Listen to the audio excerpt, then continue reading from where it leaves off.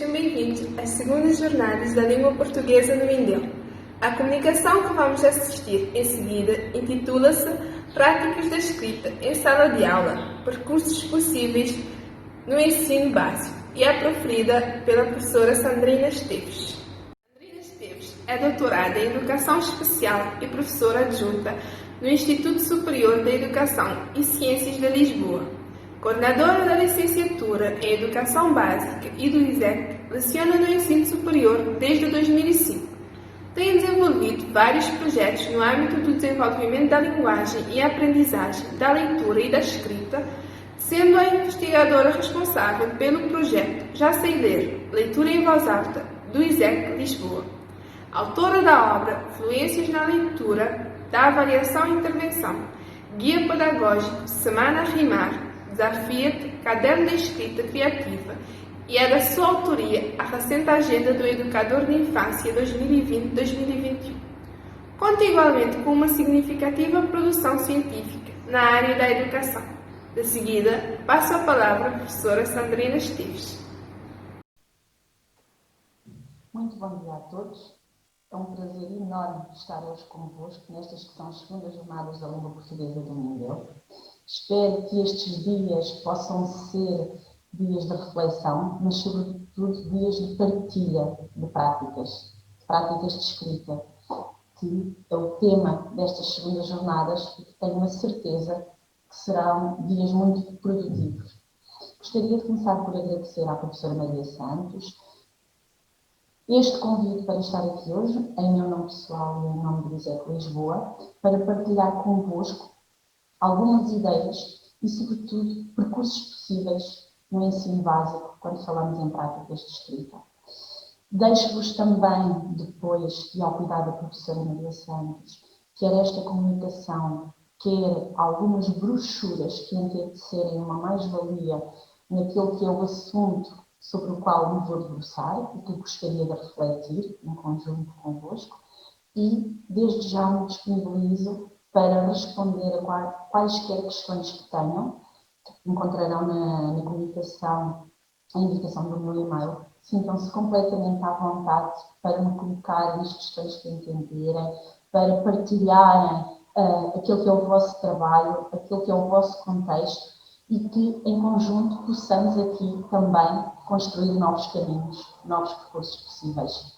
Vou partilhar convosco desde já a minha comunicação, sei que não tenho muito tempo.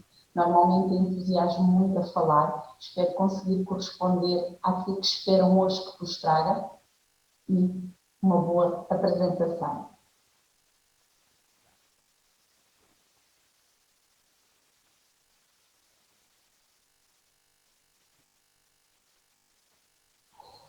Ora bem, o que proponho hoje para refletirmos aqui em conjunto e discutirmos um pouco são as possibilidades das práticas de escrita em sala de aula. Que percursos podemos construir com os nossos alunos em sala e que condições têm que estar subjacentes a estes percursos.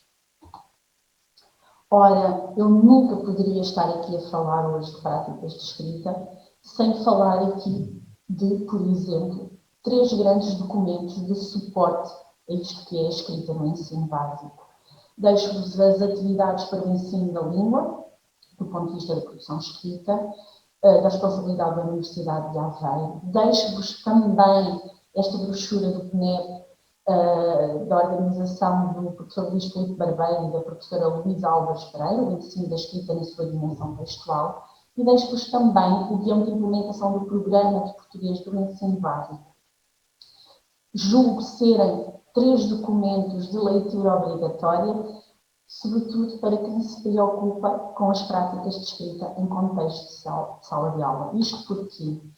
Porque eu gostava de começar exatamente por aqui, por desconstruir convosco algumas ideias que nós sabemos que existem e que muitas vezes estão na base, estão na origem de algumas das práticas poderem nem sempre funcionar da melhor maneira. Isto porquê? Porque muitas vezes, e a título de exemplo, assumimos que as crianças já sabem ler e escrever, logo já sabem produzir textos. Muitas vezes, logo no início da aprendizagem da leitura e da escrita, há uma preocupação muito grande com esta aprendizagem dos mecanismos que estão subjacentes à aprendizagem da leitura e da escrita, e a partir do momento em que esse processo de aprendizagem está mais ou menos aprendido, interiorizado, acreditamos que, se os alunos já sabem ler e escrever, do ponto de vista mecânico, então estarão aptos a construir qualquer tipo de texto. Logo, já saberão produzir texto. E não é verdade. Não é verdade porque as crianças sabem escrever, é certo, mas precisam de um apoio, precisam de uma estrutura que as leve a esse formato final, que é a produção escrita. Por outro lado, muitas vezes também acreditamos que se a criança sabe escrever um texto narrativo, então está apto para escrever qualquer tipo de texto, de qualquer natureza, de qualquer tipologia.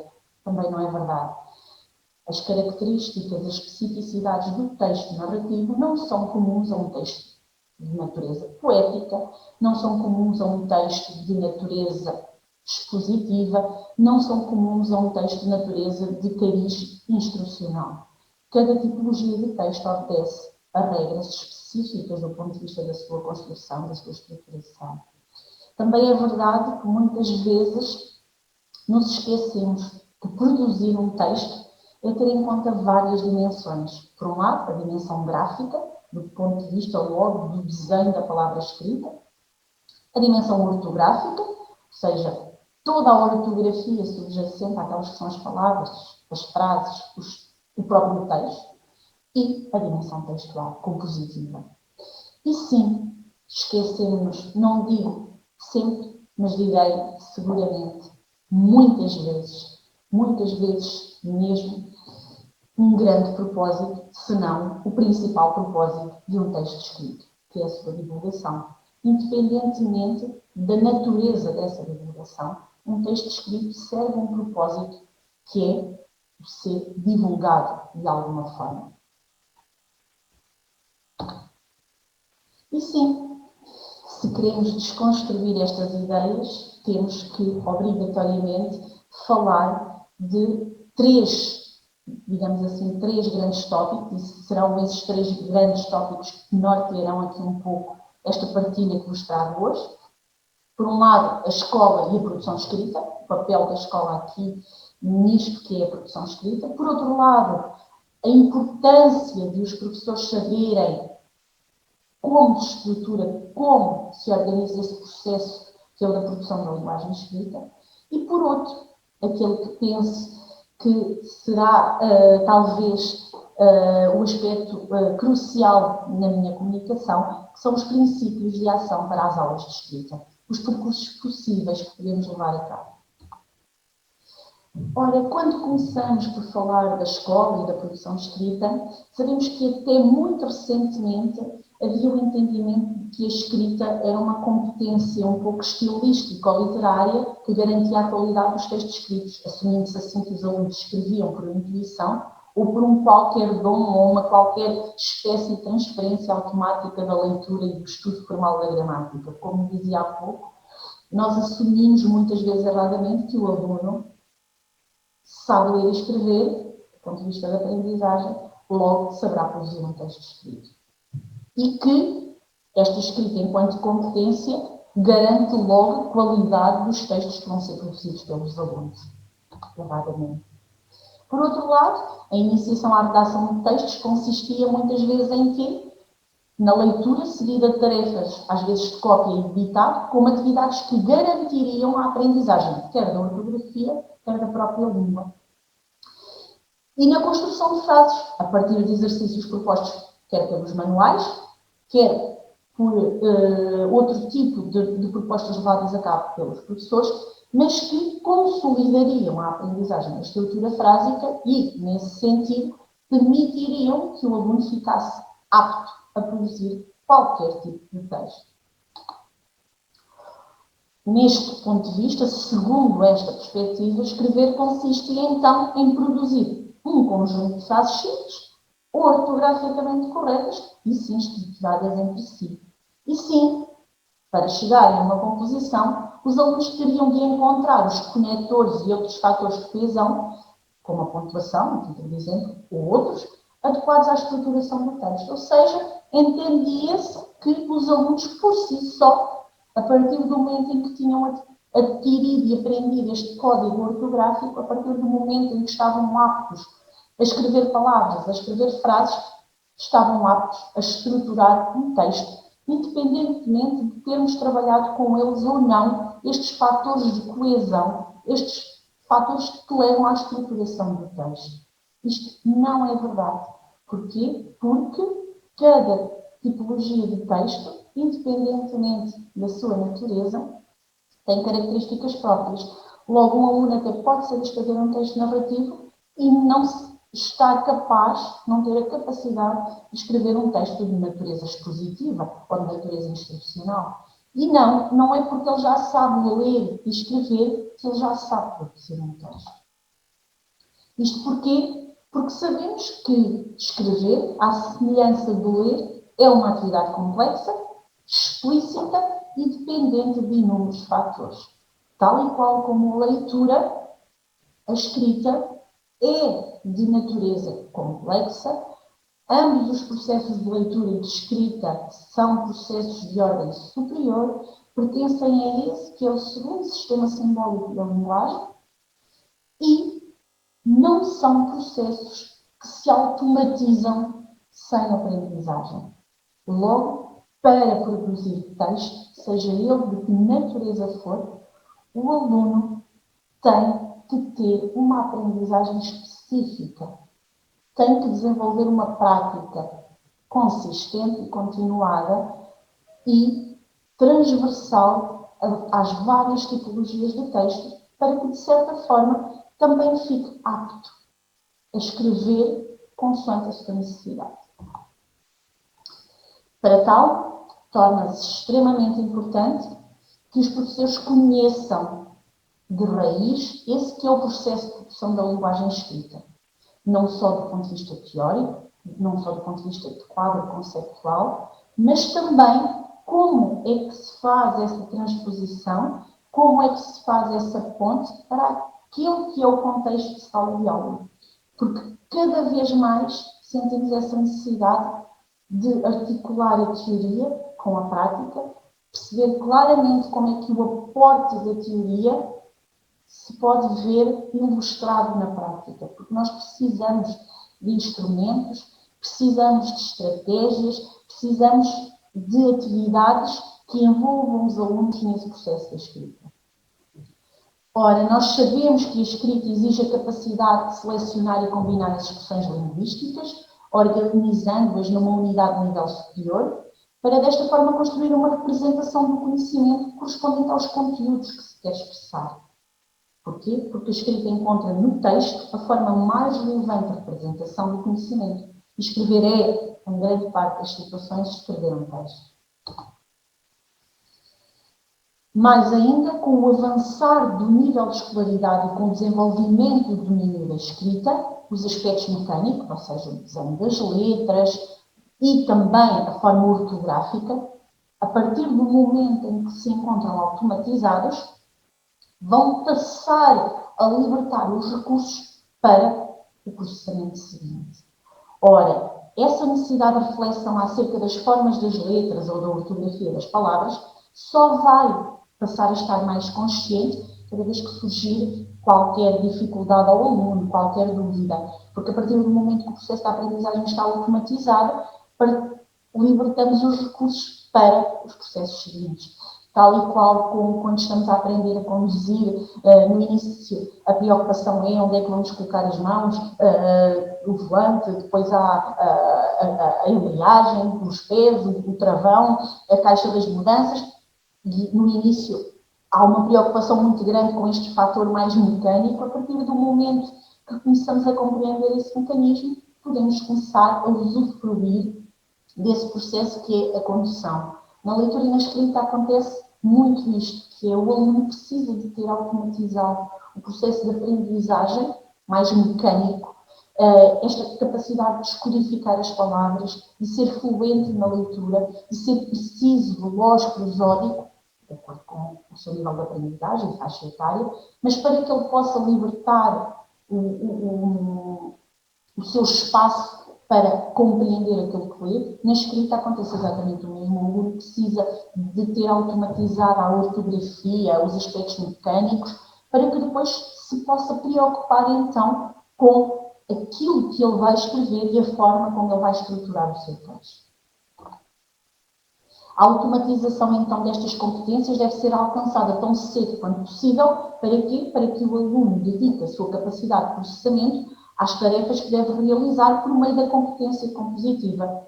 Porquê? Porque, ao contrário das anteriores, de cariz mais gráfico e ortográfico, esta competência comunicativa nunca será uma competência completamente automatizada. E porquê? Porque cada texto vai apresentar sempre novos desafios e apresentar sempre novas possibilidades alternativas quanto à sua construção. A competência compositiva é algo em construção. O aluno nunca fica com este aspecto fechado. Porquê? Porque ele pode fazer sempre mais e melhor consoante a prática, consoante o tempo, consoante o espaço que ele vai ter em sala de aula para aperfeiçoar os seus escritos. Daí a importância de termos espaço para desenvolver os nossos percursos em termos de práticas de escrita. Ora, é preciso saber que quem escreve realiza diferentes atividades no percurso de cada processo e que essas atividades incluem ativar conhecimentos sobre o tópico e sobre o género de texto, programar a forma como se vai realizar a tarefa, efetuar pesquisas e consultas, tomar notas para posterior utilização, selecionar e organizar a informação, elaborar planos que projetem a organização do texto ou de unidades como capítulos, secções, parágrafos ou grupos de frases. Implica depois redigir o texto, procurando as palavras que o formarão e colocando-as no papel ou no ecrã. E depois avaliar o que se escreveu, relendo, riscando, apagando, corrigindo, reformulando. E claramente temos aqui as três grandes fases, os três grandes momentos pelos quais o aluno deve ser conduzido quando redige o seu escrito. E falamos da planificação, da textualização e da revisão. Porquê? Porque as atividades ligadas a cada uma destas componentes poderão surgir em diferentes momentos do processo, mas é importante que desde o início nós façamos com os nossos alunos este percurso pelas várias fases que são a planificação, a redação, a revisão. Porque os textos não nascem como um dom, como vimos logo no início, que era uma perspectiva de até há algum tempo atrás, que já se sabia ler, então já se sabia escrever, já se sabia ler e escrever, então já se sabia escrever um texto. Não é verdade. Os alunos precisam de construir, de passar, de fazer este percurso pelas várias etapas, pelas várias dimensões que informam o processo, a prática da escrita.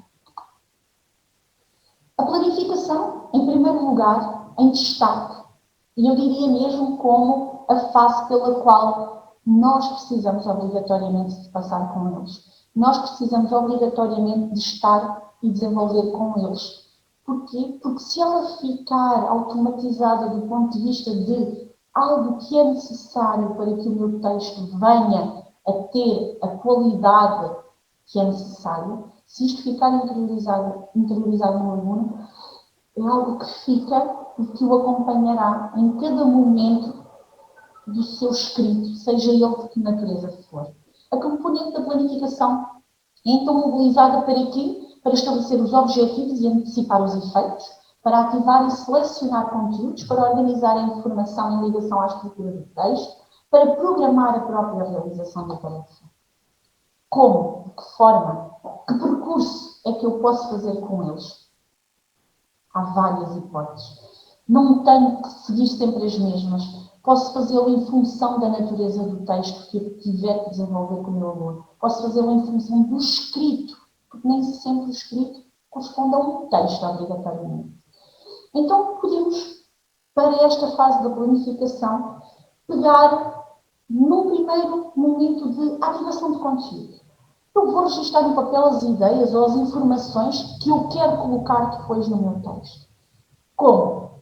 Uma chuva de ideias, um brainstorming, uma pesquisa, seja no computador, seja nos livros da biblioteca, seja em algo que os alunos podem trazer de casa, registros que existem, a memória, algo que se leu em determinada altura e que ficou registado na nossa memória e que pode agora ir para um papel, para esta ativação de conteúdo. Também posso comparar, por exemplo, para um texto expositivo ligado a um tema estudado, o conteúdo ativado a partir da memória com que o texto ou textos estudados apresentam, decidindo a importância ou não de integrar determinados elementos em falta. Se eu tiver que fazer um texto informativo a propósito, por exemplo, do panda gigante, ou a propósito, por exemplo, das alterações climáticas, ou a propósito de qualquer outro tema que faça sentido, seja no âmbito de um projeto, seja no âmbito de uma dúvida que surgiu, eu posso primeiro registar tudo aquilo que eu já sei sobre este tema. E depois, a partir daí, juntar aquilo que eu encontro numa pesquisa que vou realizar em computador, em livros, em documentos que eu tenho em casa, e depois decidir o que é que possa ser válido ou não, o que é que possa ser significativo ou não, para ser integrado posteriormente quando passarmos à fase da redação. Posso também, por exemplo, selecionar conteúdo. Como?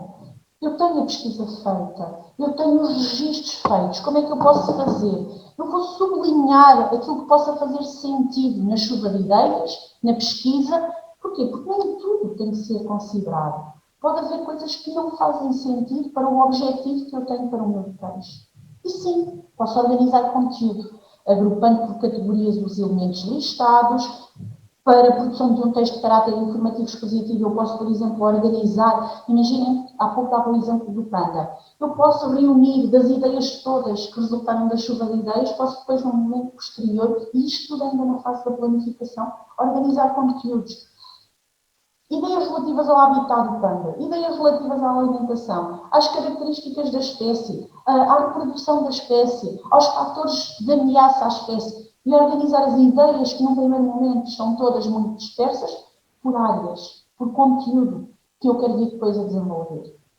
E sim, há alunos que gostam imenso de trabalhar por esquemas, por mapas de ideias, por organização com chavetas, com setas, algo mais visual. Isto porquê? Porque nós sabemos que nem todos os alunos têm o mesmo estilo de aprendizagem e que é importante podermos chegar a todos. E há aqueles que são mais auditivos, que gostam imenso de ouvir um relato, o professor a apresentar aquilo que tem que apresentar, mas há outros que gostam mais e que preferem ler, sublinhar, tirar apontamentos, e depois há os outros que são muito visuais e que gostam de esquemas, de imagens, que gostam de ver pequenos vídeos. E depois temos os outros que gostam de mexer e manipular objetos, manipular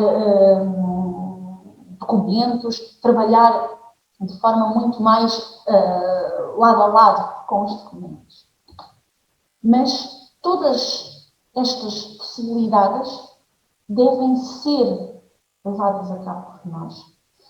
Porquê? Porque, e não me canso de o repetir, os alunos não é porque aprenderam a ler e a escrever que vão ser capazes de produzir texto. Então, é importante ativarmos todo este conteúdo, todas estas ideias, para que depois, na posse das informações, na posse das ideias que eu quero ver refletidas no meu texto, possamos avançar para a fase da textualização. E sim, aqui falamos claramente da redação propriamente dita, do aparecimento das expressões linguísticas que, organizadas por frases, por parágrafos, eventualmente por secções, hão de formar o texto. E sim, como? Como é que fazemos isto? Que possibilidades temos? Ora, uma das exigências a que o aluno tem que dar resposta durante a textualização é encontrar as palavras ou as unidades linguísticas que farão parte do seu texto, ligadas ao conteúdo específico que irá fazer parte e que, para chegar a essa formulação, poderão retomar-se as palavras que foram ativadas durante a fase da planificação. Isto porquê? Porque a ideia depois não é abandonar aquilo que foi feito de todo. É ir buscar, é recuperar. Os alunos precisam perceber desde cedo que o que nós fazemos num momento de planificação vai ser de extrema importância para a fase da textualização. Eles não podem entender como fases distantes, sem qualquer articulação. Não. São fases que se encontram intrinsecamente relacionadas e que os ajudam a recuperar a informação que eles precisam para a fase da textualização. A planificação, aquilo que é feito durante a planificação, é de extrema importância para a fase da redação. Aqui, em vez de ser apenas elaborada uma lista, durante a chuva de ideias que ocorre na planificação inicial, poderão, por exemplo, escrever cada palavra num pequeno pedaço de papel. E depois, com um conjunto dos pedaços de papel, colocamos num saco e está disponível durante a redação. As ideias vão surgindo. E sim, à medida que avançamos na construção do texto, os papéis vão saindo, por exemplo, do saco e vamos decidir se aquela palavra faz ou não sentido ser integrada, então, agora nesta fase da textualização. Temos palavras a frase, tira-se a frase e deve ou não ser integrada, aquela ideia faz ou não sentido, e se fizerem, que parte do texto é que ela deve entrar? Na parte introdutória, na parte mais do desenvolvimento, na etapa já seguinte? Tentar aqui criar também um envolvimento diferente, porque nós sabemos que, como em todas as aprendizagens, a motivação é um fator de extrema importância se nós queremos envolver os nossos alunos, seja nas práticas de escrita, seja em qualquer outro momento da aprendizagem. E sim, antes de procederem à redação do texto, os alunos podem ser chamados a expor oralmente o conteúdo. Muitas vezes, ouvir em voz alta as ideias ativa no cérebro outras ligações que poderão ser muito úteis depois na fase da textualização. Então, poderá ser também uma excelente oportunidade para, durante a fase da textualização, durante o momento em que o aluno já está a fazer o primeiro esboço, quem diz o aluno, podemos sempre pensar na escrita a pares, na escrita colaborativa e na escrita que é mediada pelo professor. E sim, momento de esboço inicial que depois é aperfeiçoado consoante a necessidade e em função até das próprias atividades que vamos construindo com eles. E então, sim, como dizia, a exposição oral pode ser de extrema importância para ouvir a ideia em voz alta, para partilhar a ideia em voz alta, um pouco o que estamos aqui a fazer hoje, esta partilha que estou a fazer hoje convosco, espero que vos possa, de alguma forma, fazer sentido, até para depois comentarem, refletirem. Eu costumo dizer muitas vezes, quanto mais não seja para dizer não me identifico ou não me vejo a fazer daquela forma, mas só isso já é extremamente importante, porque é uma reflexão e permite-nos ser críticos relativamente à informação. E é isso que nós queremos, que os nossos alunos também sejam críticos relativamente às suas aprendizagens. Porque nós sabemos que as aprendizagens fazem muito mais sentido quando nós estamos envolvidos nelas. E sim, se eu dizia há pouco que a fase da planificação é crucial e nunca pode ser deixada de parte, a revisão é igualmente um processo muito crítico quando escrevemos. Seja com que fim for, quando escrevemos, temos que obrigatoriamente e em determinado momento passar pela fase da revisão. Não pensem também, e porque falei muito da planificação e da sua importância, e agora estou a chamar a atenção aqui para a fase da revisão, que não é importante a fase da textualização, claro que é a redação propriamente dita, mas nós sabemos que, efetivamente, se calhar a fase da planificação e a fase da revisão são aquelas que muitas vezes deixamos cair um pouco, às vezes por falta de tempo, outras vezes porque assumimos que não são necessárias ou que nos ocuparão demasiado tempo e que depois não haverá aqui uma relação de tempo-benefício, mas não é verdade. E se tenho a certeza que todos nós passamos pela fase da textualização com os nossos alunos, é verdade que muitas vezes deixamos cair a fase da planificação e sim a fase da revisão com eles, porque claro que a fase da revisão da nossa parte é feita, vamos corrigir o que eles fizeram, mas é importante que a fase da revisão, num primeiro momento, seja também realizada com eles. Os escritos não têm que ser, não têm que constituir apenas um momento de avaliação. É importante que os escritos tenham uma revisão para aperfeiçoamento, para tornar melhor o nosso escrito. Não obrigatoriamente porque ele vai ser avaliado por alguém. essa é outra situação que gostaria de discutir convosco agora um pouco mais à frente, que é esta importância de que deixemos de utilizar os escritos apenas com função avaliativa. Um texto para depois o professor avaliar, atribuir uma nota, não. O texto, o escrito, não pode servir só à avaliação. Tem que servir muito mais do que isso se nós quisermos que o aluno aperfeiçoe a sua competência escrita. Ora, na revisão é importante que, sabendo que ela se processa através da leitura, avaliação e eventual correção ou formulação, tenhamos presente que ela deve, mais do que pode, ela deve atuar ao longo de todo o processo, em articulação com a textualização, e sim, isso nunca vai retirar o papel da revisão final, mas a revisão não pode ser só um momento avaliativo daquilo que é a versão final do texto. A revisão deve articular-se sempre com a textualização. O aluno vai construindo o seu texto, vai aperfeiçoando o seu texto, porque é este processo da planificação, da textualização, da revisão, de forma articulada entre as três fases, que vai cristalizar, eu gosto muito desta palavra, vai cristalizar a competência escrita dos nossos alunos. E sim, muitas vezes precisamos de uma revisão distanciada.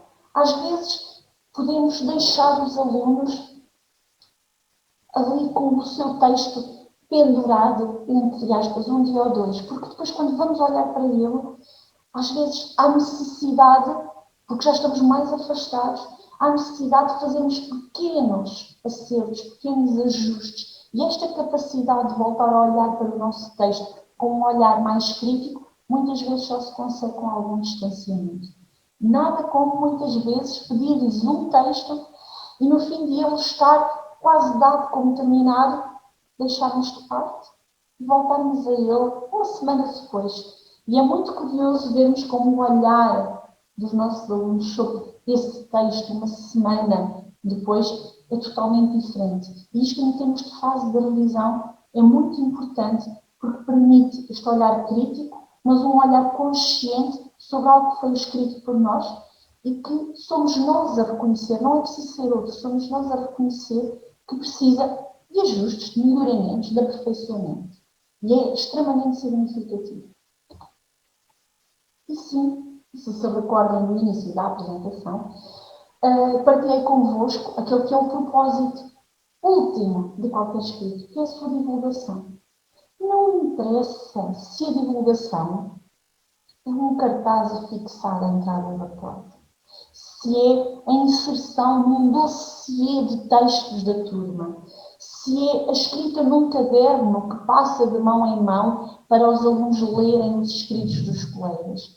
Não interessa se é um escrito para participação num concurso, se é um escrito para ser partilhado com a família, partilhado com colegas da escola, independentemente da forma como é feita a divulgação, nós não podemos deixar que os nossos escritos só sirvam ao propósito da avaliação. Porque senão o aluno habitua-se que aquilo que ele escreve é para o professor corrigir e avaliar. E não é essa a função dos escritos. Seja sob a forma de diário, seja sob a forma de introspecção, seja sob a forma de nos darmos a conhecer, os escritos servem diferentes propósitos, mas têm que ter esse fim último, que é servir para algo, que não seja apenas a avaliação. Disse-vos que, como último tópico para falarmos, para discutirmos, para refletirmos, para partilharmos aqui um pouco hoje, seriam os princípios de ação para as aulas de escrita. O que é que eu quero dizer exatamente com isto? Uma coisa muito simples, que nós podemos pensar que podemos ter o escrever para aprender, já volto atrás, mas que também podemos ter o escrever em termos pessoais e coletivos e o escrever em termos de desenvolvimento de projetos de escrita. E quando falamos em escrever para aprender, nós podemos pensar em escrever para aprender a escrever. Porquê? Porque lá está. Escrever não é obrigatoriamente e sempre escrever um texto narrativo. Eu posso escrever para legendar imagens, para escrever cartas, para escrever recontos, escrever anúncios, quadros populares. E cada um destes escritos obedece a especificidades, a características distintas que exigem da nossa parte enquanto professores, mas também dos nossos alunos, competências distintas. E nós precisamos perceber que estes percursos de escrita em sala de aula, em contexto, precisam de chegar a várias frentes, precisam de passar por várias oportunidades onde os alunos possam desenvolver a sua competência de escrita em função da situação. Porquê? Porque, tendo como prioridade, por exemplo, aqui um texto de natureza narrativa, um texto descritivo, a legenda de uma fotografia, eu vou ter prioridades distintas, vou ter objetivos distintos e poderei recorrer a estratégias igualmente distintas. E materiais também eles. Não vos vou querer maçar, embora saiba que não é maçar, mas com a leitura destas oportunidades de escrita em contexto, porque também não me quero adiantar muito, porque sei que o nosso tempo é limitado, mas como vos disse de início, tem várias propostas que poderão aqui depois consultar na apresentação ou nas brochuras, nos documentos que deixei como referência e que farei chegar através da professora Maria Santos. Depois, ainda neste escrever para aprender, é importante percebermos que existe o escrever para aprender a construir e expressar conhecimento. E que é diferente do escrever anterior. Porque aqui nós falamos claramente de textos expositivos, informativos, instrucionais, de resumos, de textos que obedecem a características e a especificidades muito particulares e que os alunos precisam de conhecer em que consistem, mas precisam que lhes ensine nesse sentido. Porque não é uma coisa intuitiva, não é uma coisa que lhes surge, não é uma coisa que eles automatizam só porque têm um modelo. Não é só porque lhes damos, olha, é este o modelo de um texto expositivo. Devem seguir este modelo. Não é assim que as coisas funcionam. Eu dizia há pouco que a fase da planificação, da redação, textualização, da revisão, são cruciais exatamente porque para cada texto as atividades, as estratégias que eu vou utilizar em cada uma destas fases vão ser também elas diferentes, distintas em função da tipologia do texto. E sim, temos sempre que contemplar que a escrita é também uma escrita em termos pessoais e coletivos. E que às vezes eu preciso de escrever para mim como forma de me expressar.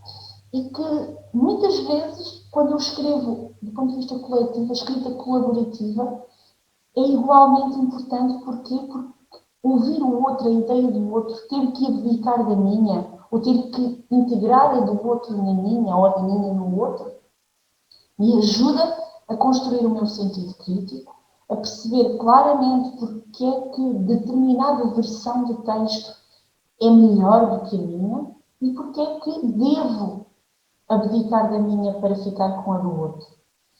Nada melhor para isso do que poder também desenvolver projetos de escrita com os nossos alunos que sirvam de determinado propósito relativamente a determinada aprendizagem que eu vou estar a realizar com eles e que eles possam ver na escrita novas formas de chegar ao conhecimento e que deixem de ver na escrita apenas um caráter avaliativo. A escrita, as práticas de escrita, não servem apenas o caráter da avaliação. Têm que servir muito mais além disso. Têm que, em última instância, permitir ao aluno ganhar competência compositiva, permitir ao aluno que ele perceba claramente que pela escrita ele pode alcançar objetivos distintos. Ele pode aprender, ele pode mostrar-se ele pode construir conhecimento. Porque não poderia jamais fazer esta comunicação, ter hoje esta conversa convosco, sem falar do Plano Nacional de Leitura e da importância da leitura também no processo da escrita, e de dizer sempre e nunca me cansar de o fazer, que é na leitura que está o suporte para toda a construção do nosso conhecimento. Dizer que o Plano Nacional de Leitura em Portugal, a par da leitura, propõe continuamente, várias vezes, desafios de escrita. Desafios estes, a partir dos quais poderemos pegar para desenvolver percursos muito interessantes, seja do ponto de vista do escrever para construir conhecimento, seja do ponto de vista do escrever em termos pessoais e coletivos, seja do ponto de vista de escrever no âmbito de um processo, de um projeto de escrita conjunto, que pode ser não apenas em sala de aula, mas com a própria escola em articulação. E como dizia no início desta comunicação, agradeço imenso o ter estado aqui hoje convosco a refletir um pouco sobre as práticas de escrita em ensino básico, em contexto de sala de aula e de percursos que podemos desenvolver em conjunto com os nossos alunos.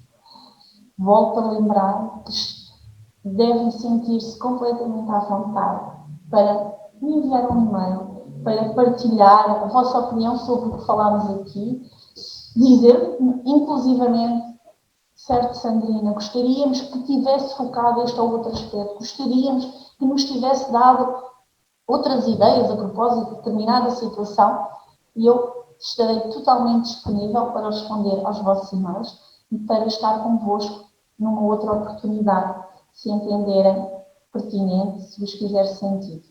Desejo-vos umas jornadas em pleno e espero que tenham um bom dia. Muito obrigada por estarem hoje aqui comigo.